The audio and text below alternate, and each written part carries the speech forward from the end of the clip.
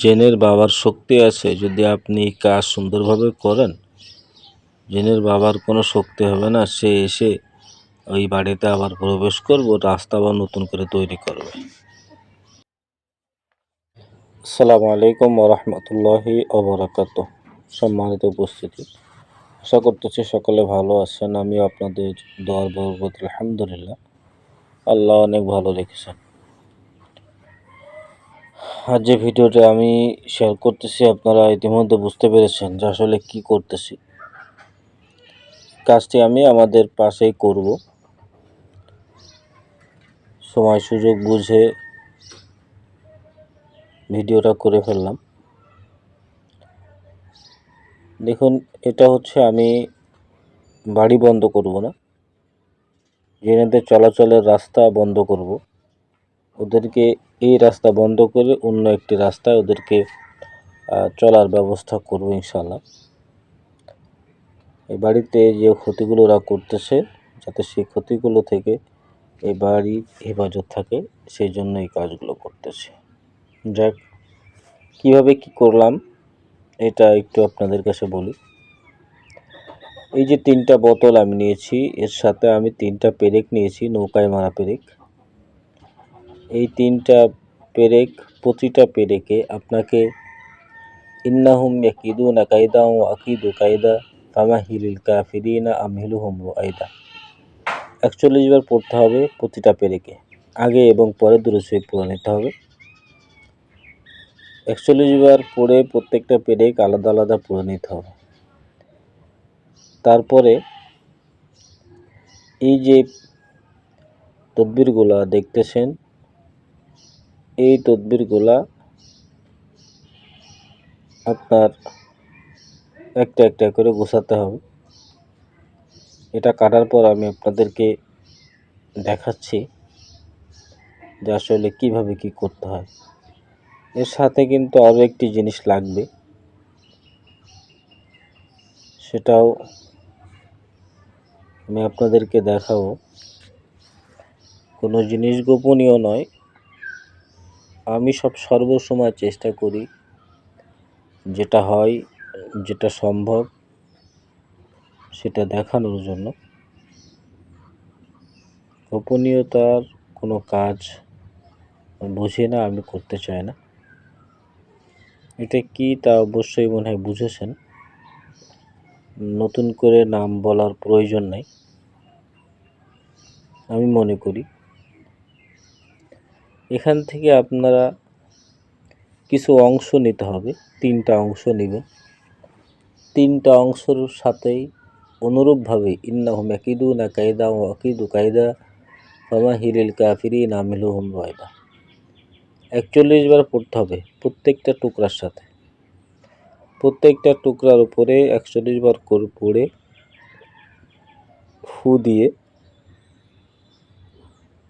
নিতে হবে, যাতে আপনার কাজটা আরও মজবুত হয়। এই 3টা টুকরা নেওয়ার পরে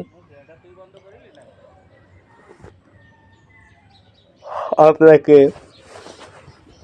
এবার ওই তদবিরের দিকে ফিরে যেতে হবে। ওই যে তাবিজগুলা যে আমি কেটে রেখেছি, এই তাবিজগুলাকে এখন পর্যায়ক্রমে নিয়ম শৃঙ্খলা মেনে রেখে আপনাকে একত্রিত করতে হবে। এই তদবিরগুলা যখন আপনি একত্রিত করবেন, তখন আপনাকে পড়তে হবে ইন্নাহুম ইয়াকিদুনা কায়দা ওয়া আকিদু কায়দা ফামাহিলিল কাফিরিনা আমহিলুহুম রুয়াইদা। একদম সর্বনিম্ন 11 বার আপনাকে পড়তে হবে। পড়ে ওই পেরেকের সাথে আপনি এই তাবিজটারে গুলোকে সুন্দরভাবে বাঁধুন। এইভাবে করে আপনাকে 3টা মাদুলি, 3টা পেরেকই আপনাকে জড়াতে হবে এবং বেঁধে ফেলতে হবে। দেখুন কিভাবে করতেছি। এইভাবে আপনাকে প্রত্যেকটা পেরেক এইভাবেই কাজ করতে হবে। আসুন এর পরেরটা দেখি। 3টা তদবিরই মানে পেরেকে আমার বাধা হয়ে যাচ্ছে।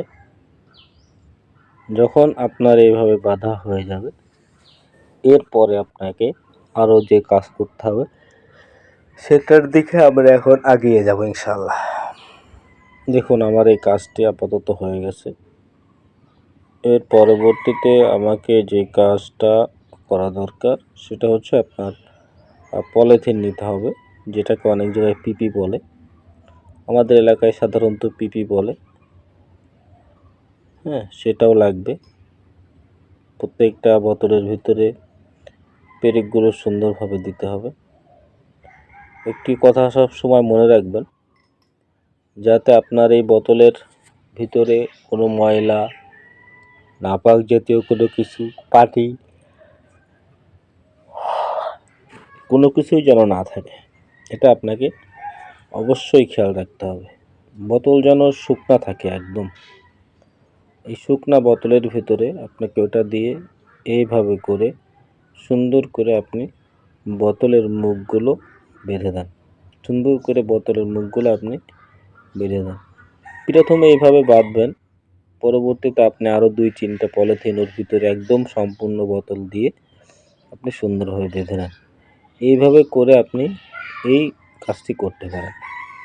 এই কাজটি আপনি কীভাবে করবেন?